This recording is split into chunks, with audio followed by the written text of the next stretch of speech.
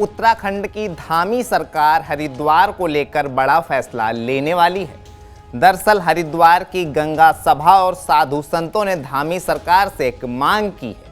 मांग ये कि कुंभ 2027 से पहले हरिद्वार के एक विशेष इलाके में गैर हिंदुओं की एंट्री को पूरी तरीके से बैन किया जाए। ये इलाका करीब 100 से अधिक घाटों का है। सीएम धामी ने इशारों ही इशारों में साफ कर दिया है कि राज्य सरकार आने वाले समय में हरिद्वार को लेकर बड़ा फैसला ले सकती है।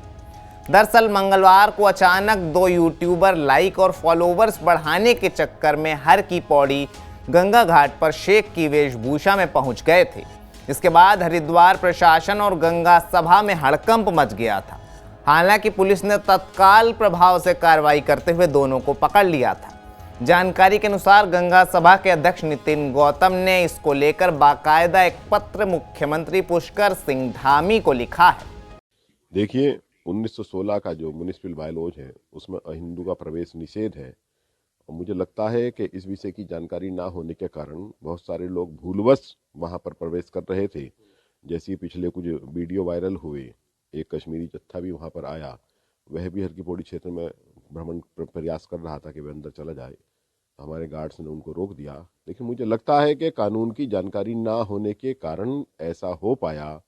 तो निश्चित रूप से सभी प्रवेश द्वारों पर यह बोर्ड लगा दिए गए ताकि अंदर प्रवेश करने से पहले वहां की कानून की जानकारी उस व्यक्ति को रहे, तो उससे कोई कानून का कोई उल्लंघन नहीं होगा। और हरिद्वार के समस्त नागरिकों को भी यह जानकारी हो चुकी है, वहां पर कार्य करने वाले समस्त नागरिकों को इसकी जानकारी हो चुकी है। मुझे लगता है कि आगे उससे व्यवस्था सुनिश्चित होगी और कानून व्यवस्था बनी रहेगी। अच्छा, जो ये पहला पोस्ट लगे उसमें कौन से जो बाइलॉज उसका देखिए, ये म्युनिसिपल एक्ट 1916 है। तो म्युनिसिपल एक्ट 1916 के अंतर्गत वहां पर प्रवेश निषेध है और उसी का हवाला देते हुए वहां पर बोर्ड लगाए गए हैं। किसके द्वारा ये बोर्ड? निश्चित रूप से ये प्रत्येक व्यक्ति की, प्रत्येक संस्था की, प्रत्येक संस्थानों की जिम्मेदारी है कि कानून की जानकारी वक्त वक्त पर सभी को देते रहें ताकि क्षेत्र में कानून व्यवस्था बनी रहे। कुंभ क्षेत्र को भी हिंदू की मांग, देखिए, कुंभ क्षेत्र को हिंदू क्षेत्र घोषित करने की मांग हो रही है और वह होना चाहिए। तो उसमें पहला कदम है नहीं, उसमें नहीं है भैया। ये तो 1916 का बायलॉज है, उसकी जानकारी बीच में कुछ लोगों को नहीं रही, इस उद्देश्य से लगाए गए कि उसकी जानकारी सभी को हो जाए। जिस तरीके से गंगा घाट प्रेसिडेंट है, उन्होंने उत्तराखंड के सभी जो घाट हैं उन पर जो मुस्लिमों को प्रतिबंध किया है, किस तरीके से सर देखें? देखिए, ये इस पर हम लोगों की बात चल रही है। हरिद्वार हमारा बहुत ही पौराणिक स्थान है, उसका एक अपना धार्मिक महत्व भी है, सांस्कृतिक महत्व भी है और गंगा का स्थान है, हरि का द्वार है। वहाँ पर जो हमारे स्टेक होल्डर्स हैं, जितने भी गंगा सभा के लोग हैं, धार्मिक संगठनों के लोग हैं, पूज्य सभी संतगण हैं, उनसे हमारी भी बीच में लगातार चर्चा होती है, बात होती है और हमने भी कहा है कि हम पुराने जो एक्ट इत्यादि हैं हरिद्वार और ऐसे तीर्थ स्थानों के, उन सभी का हम आकलन कर रहे हैं, उसकी एक समीक्षा कर रहे हैं और उसके आधार पर सरकार भी आगे बढ़ेगी। लेकिन मैं ये जानता हूँ कि देवभूमि का देवत्व, हरिद्वार का देवत्व, माँ गंगा की अपनी महिमा, उस पर किसी प्रकार की आंच नहीं आनी चाहिए। वहाँ का देवत्व बना रहना चाहिए। देवभूमि का मूल अस्तित्व खराब नहीं होना चाहिए। उसके लिए हमारा संकल्प है, उस संकल्प को हम आगे लेकर बढ़ रहे हैं और उत्तराखंड के बच्चों को हम सुरक्षित भविष्य देना चाहते हैं। उनके अंदर कोई असुरक्षा का भाव ना आए, डेमोग्राफी का असंतुलन न हो, डेमोग्राफी खराब न हो, यहाँ के सांस्कृतिक मूल्य खराब न हो। किसी भी प्रकार का जिहाद देवभूमि में किसी भी स्तर पर स्वीकार्य नहीं होगा। इसके लिए हम काम कर रहे हैं। वहीं सीएम धामी के बयान के बाद इसके सियासी रिएक्शन भी आने शुरू हो गए हैं। ये गंगा सभा के अध्यक्ष, जमुना सभा के अध्यक्ष या कोई मुस्लिम धर्मगुरु, जितने ऑर्गेनाइजेशंस हैं, क्या ये देश के संविधान से बड़े हैं? देश का संविधान अगर मना करेगा तो निश्चित तौर पर वो बात मानी जाएगी। देश का संविधान मना नहीं करेगा तो ये देश पूरा सारे नागरिकों का, हिंदू, मुसलमान, सिख, ईसाइयों का पूरी तरीके से है। पवित्रता की, मंदिरों की, अन्य धर्मस्थलों की, मस्जिदों की, दरगाहों की पवित्रता का ख्याल रखा जाना चाहिए। लेकिन इस तरीके के जो आडंबरपूर्ण आदेश होते हैं कई प्राइवेट ऑर्गेनाइजेशनों के, कट्टरपंथी ऑर्गेनाइजेशनों के लिए, ये देश के संविधान को और लोकतंत्र को कमजोर करने का काम करते हैं। और इन आदेशों के पीछे कहीं ना कहीं कुछ ना कुछ सांप्रदायिक शक्तियों का और विदेशी शक्तियों का भी हाथ होता है। मेरे ख्याल से तो संविधान बदल दें पहले। ये देश सबका है, किसी एक पर्टिकुलर कम्युनिटी का देश नहीं है। ये कोई जायदाद नहीं है किसी की कि मेरे घर में नहीं आ सकते और उसके घर में जा सकते हैं। ये संविधान के हिसाब से हिंदुस्तान में कोई भी हिंदुस्तानी कहीं से कहीं भी जा सकता है।